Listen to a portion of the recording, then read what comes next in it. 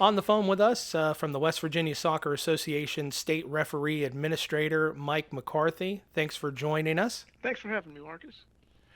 Well, let's go ahead and get started with some of the new changes that folks might be getting used to or need to get used to as we head into the fall soccer season. Some changes, some additions, some modifications to the laws of the game. Mike, why don't you kind of give us a little bit of background history on that? Okay, sure. So the International Football Association Board, or the IFAB, is the group that writes the laws, implements the changes, promulgates the laws, and the changes that they have released from their meeting last March became effective for all competitions that began on or after June 1st. So these will apply to all of the fall leagues here in West Virginia, the youth leagues, the adult amateur leagues, and all leagues going forward. Now, what's probably the biggest change or modification that folks should be knowing about? Well, there are a few of them. Let me kind of scroll through here. Uh, Probably the biggest change that uh, the referees will see in terms of dealing with team officials is that the laws now empower the referee to show yellow cards and red cards to team officials. A lot of folks might not realize that this is a change since yellow cards and red cards have been used for some time in American high school and in American college soccer. But for the rest of the world, up until this most recent change, the referee would use what we call the ask, tell, dismiss approach if necessary when dealing with team officials. But now the laws of the game do empower the referee to show the yellow card, and if the misconduct continues, to show the red card and send off a team official. And that includes the coach, that would be the assistant coach, anybody that's on the bench that is a non player, correct? Correct, yes. So that's going to be certainly because I know high school has done that for a while now, as well as at the college rankings, and I think a lot of people were confused at that point because I think a lot of people get confused with the fact that there are these rules that the rest of the world does, and then you have the law, the rules that come into effect for high school and Right. collegiate. So I'm sure Yeah, there's a lot of. that's an understandable bit of confusion, and candidly, it's challenging for the referees ourselves to keep track of. So I think this will establish a pretty clear standard that some of our recreational coaches themselves are college coaches or high school coaches in the off season, and now they can know what to expect from referees across the board. So hopefully that will add some clarity to that interaction in those times when it has to exist. What's another modification to the laws? This The next modification is with regard to the restart on goal kicks and free kicks. Historically, the ball at the taking of a goal kick or at the taking of a free kick by the defending team inside the penalty area was not in play until it was kicked outside of the penalty area directly. But now the ball is in play once it is kicked and moves. So at the upper levels, this largely doesn't make much difference. The older players, the stronger players, often kick the goal kicks or the free kicks far downfield. But at some of the younger youth levels, the 9v9 level, for example, might make a difference where a goal kick that doesn't quickly leave the penalty area is essentially in play, and an attacking player can enter that penalty area and win the ball and perhaps score from that what should have been a very safe defensive restart. Right. I know I was watching English Premier League this past weekend, and that still kind of threw me off of having somebody with inside the penalty area that, a defender and the goalkeeper would just play the ball to them, and then they would continue to build out of the back. Right. Uh, you sit there and you think it's like, no, the ball should have went out. No, that's right. We've got the modification, and it took. I mean, it really did take me a while, especially. I've been a referee for a number of years, and it just that level of thinking. So it's I'm sure it's going to be challenging to say the least to probably get our families and players and parents used to those kinds of things. I think one thing that folks would like to know is what is the West Virginia Soccer Association referee program doing to help our referees understand these new modifications as well as help them implement them correctly. Um, we have an email newsletter that goes out periodically, so we have been providing these changes to our referees on our Facebook group, on our website, through our email newsletter. This year, the IFAB has put together a very rich PDF document that not only describes the text of the changes, but includes some really good video clips embedded right there in the PDF document to illustrate how these changes might change the way the game is played. So the IFAB themselves have done a good job of sort of level setting and establishing a consistent message to referees around the world. And we're simply doing our best to promulgate that message and distribute it to our referees as well. What are some other changes that folks can be expecting this upcoming fall season? One other change with regard to free kicks, in addition to the fact that the a free kick taken by the defending team in their own penalty area is in play once it is kicked and moves. Another change is that when there is a wall of three or more defending players at the taking of a free kick, no attacking players are allowed within 1 yard of that wall. So, at the upper levels, competitive levels, sometimes there's some jostling for position in the walls where attacking players try to insert themselves. Well, that's just not going to be permitted anymore. So anytime there's a defensive wall of three or more players, the attackers have to be at least a yard away from that. Now will certainly prove challenging, making sure that referees are making sure that new change is implemented correctly. Right. It's going to take some player management, some personality skills from the referee to manage that and be proactive and preemptive to prevent those kinds of issues. And the one thing that I've always liked about the West Virginia Soccer Association referee program is just the mentoring that goes on with our referees and being able to provide them with guidance and provide them with instruction and provide them with feedback. Um, just to kind of gear a little bit off subject for a little bit, obviously we had the 2019 USU Soccer East Region President's Cup and the East Region Championships here in West Virginia between Barboursville and Dunbar. And a lot of referee mentoring was going on there, a lot of instruction was going on, and a lot of things along that lines. And just how valuable of a tool is that to up and coming referees as well as our veteran referees?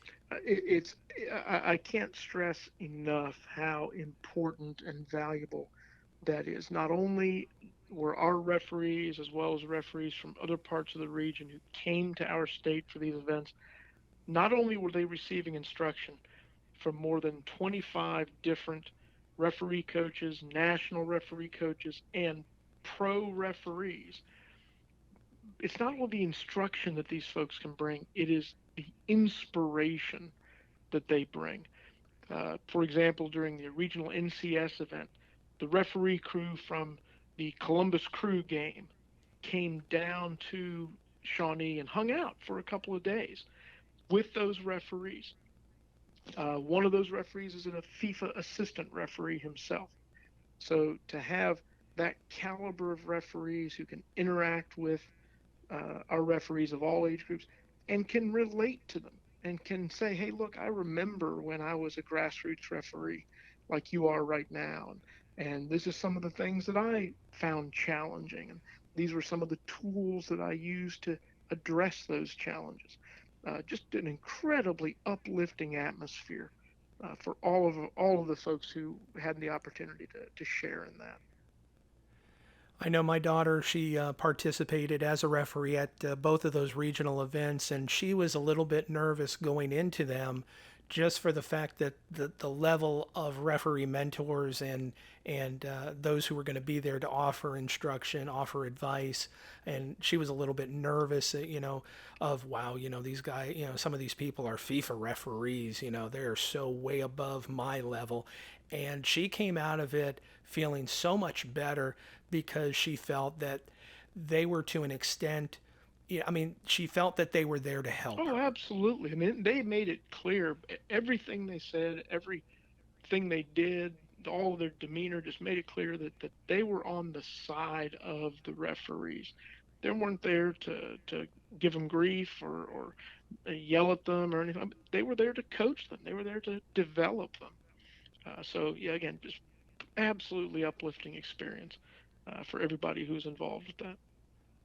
And it's amazing too, just how the way you look at something just from a different perspective, or maybe, something happened during a match and something was communicated to the players or to a coach this way, and then one of those mentors came and said, if you would have changed this word to this word, how would you have perceived it differently? That maybe was a better way to communicate what you were trying. And it was amazing just how slight changes can make such a dramatic difference. Yeah, it really is an opportunity to develop the referees and the whole process, just like it is with players.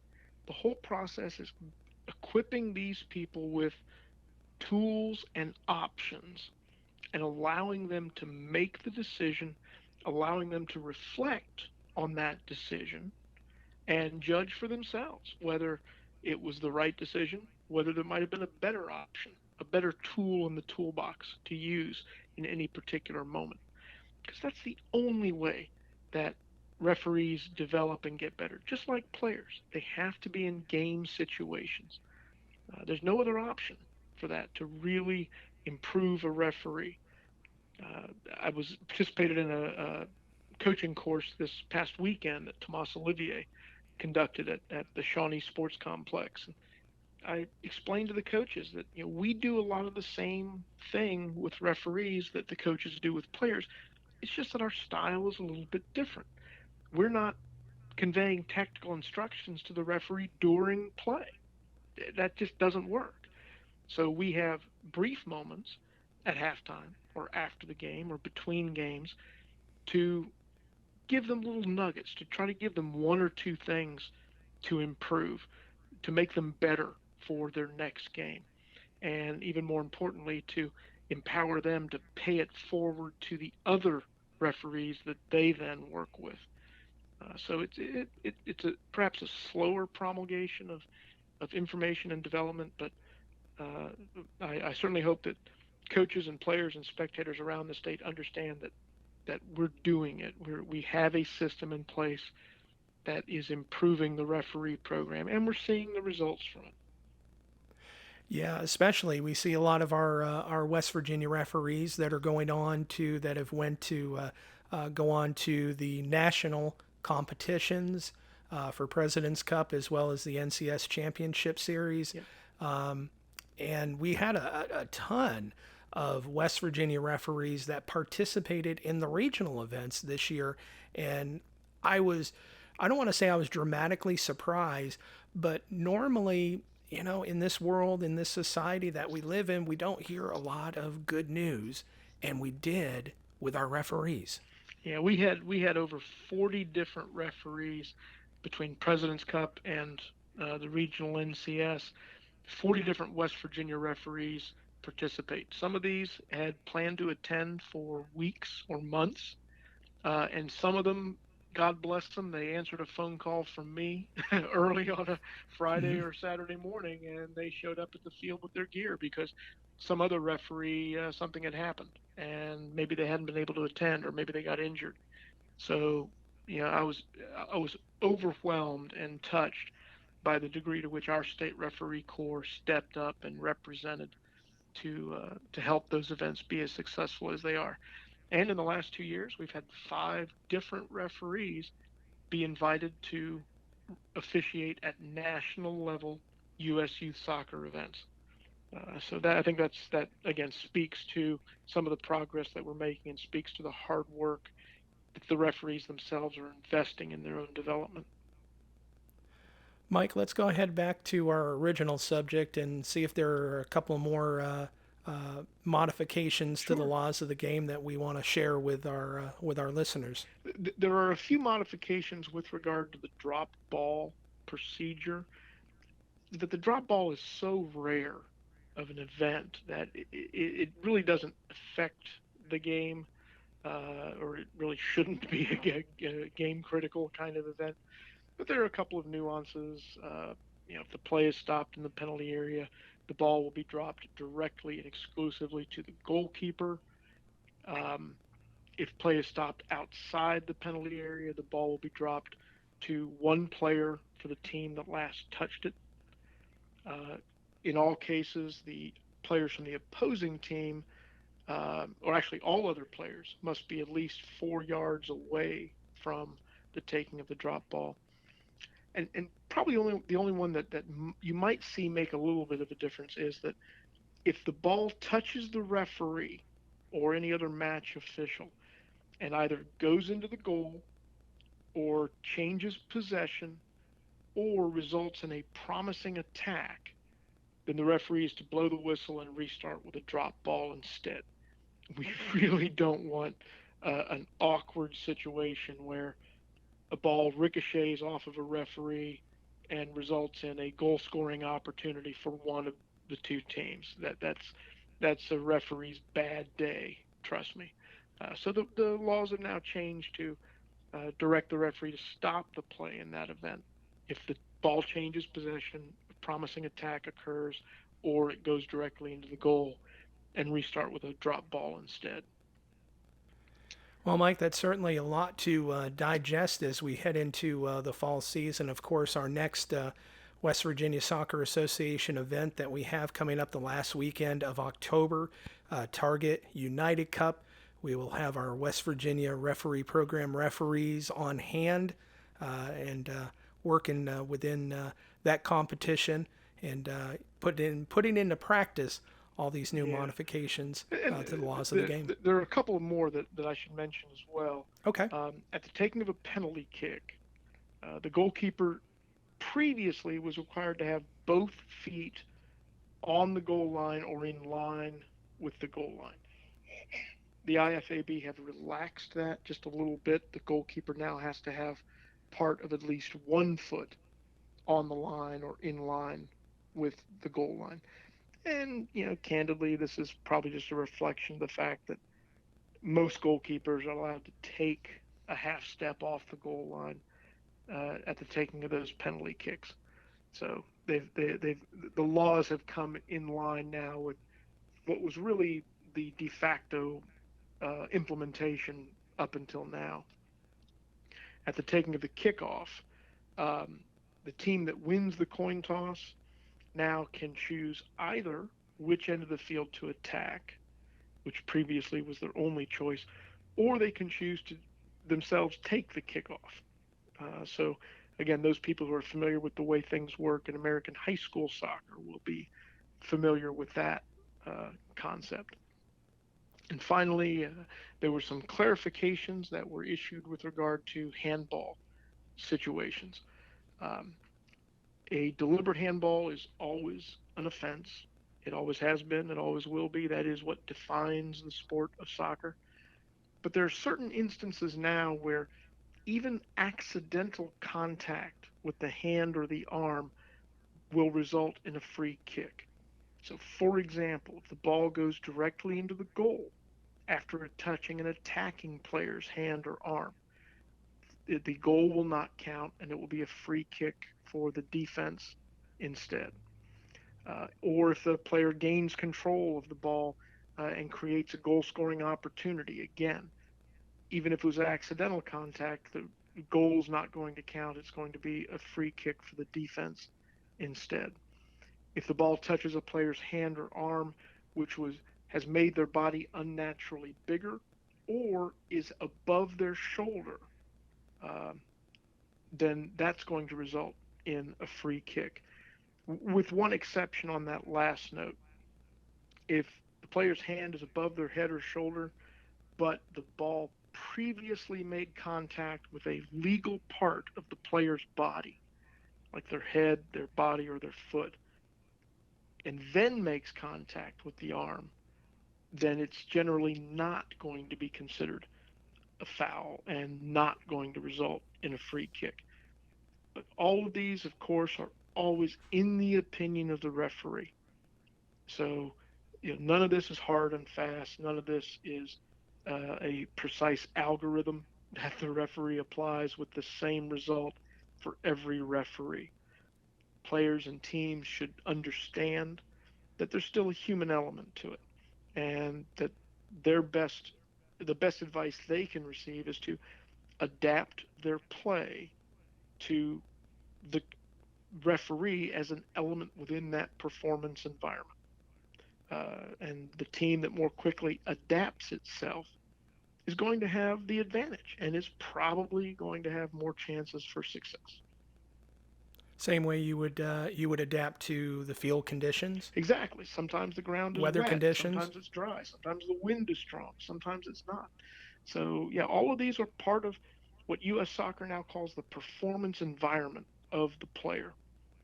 And again, those coaches who can most effectively teach their players to adapt to the conditions of those performance environments, those players themselves who can most effectively be creative and find ways to adapt them are going to be more successful. And the referee is just one element of that. And of course, the big question on everybody's mind is when are we introducing VAR in West Virginia? uh, I say that in an all joking manner, Mike. sure, sure, absolutely. Now, before we go, Mike, of course, it wouldn't be proper unless we let folks know that we do have some new referee courses coming up that they can attend around the state. We just got done having, I think, one up in the Panhandle, wasn't it? Yes, we had one in late July up in Yeah. Martinsburg. That was the first of our courses that we're conducting under U.S. Soccer's new curriculum, its new grassroots referee curriculum. There is a very sophisticated, very interactive online training module now that U.S. Soccer has developed in cooperation with Noggin Labs that all new grassroots referees and all recertifying grassroots referees will go through. And then the curriculum now for training referees by our instructors here in West Virginia, it relies much less on sitting in a classroom and looking at PowerPoints and relies much more on getting out on the field, going through game like situations, and having experience that is holistic, experiential, and reality based. So we're trying to recreate the game environment as much as we can in the courses themselves to better prepare those referees to for their very first games and for a successful career. Now, if somebody is interested in becoming a referee and would like to go through one of these courses, or even, somebody that, may not necessarily have the ultimate goal of being a referee, but would like to know more about being a referee so that they can understand the game better. Because I'll be honest, as soon as I took the referee course many years ago, it helped my understanding of the game, helped me appreciate the referee crew out on the field, and made me a better tempered coach and parent on the sidelines. Where can they go to find out where the new classes are being held? Yeah, the best resource is our state referee program website, which is available at WVSAreferees.org. And right there on the front of the website, we have a calendar of upcoming clinics. And there's a menu item very close to the middle of the page, right there on the top, labeled Becoming a Referee. And that menu item of Becoming a Referee will explain the overall process: the creation of a profile in the U.S. Soccer's Learning Center, the online grassroots course, and then the in-person courses as well. So that would be the single best place that anyone can go if they're interested in learning more about it or becoming a referee themselves.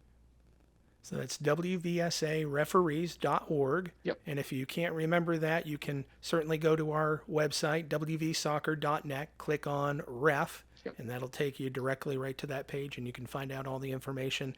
I think that there's a course coming up in Huntington this weekend. This weekend in Huntington, August 18th. Next weekend at the Shawnee Sports Complex in Dunbar, August 25th. And I know that there will be other courses around the state: the Northern Panhandle, the central northern part of the state, um, and Grafton others. has one, I know. Yep. Grafton is actually, they had one this past weekend. Oh, Uh, that was this past weekend. yeah. Okay. But there will be other courses that will be scheduled as the instructors work with their local leagues and get things ramped up for the fall season. So keep an eye on that calendar. If you go to the Becoming a Referee page, there is a link where you can sign up to receive email notifications as new courses are scheduled. Wonderful. Mike, I certainly appreciate your time, and thanks for coming on our podcast. Thanks again for having me. Always happy to do it.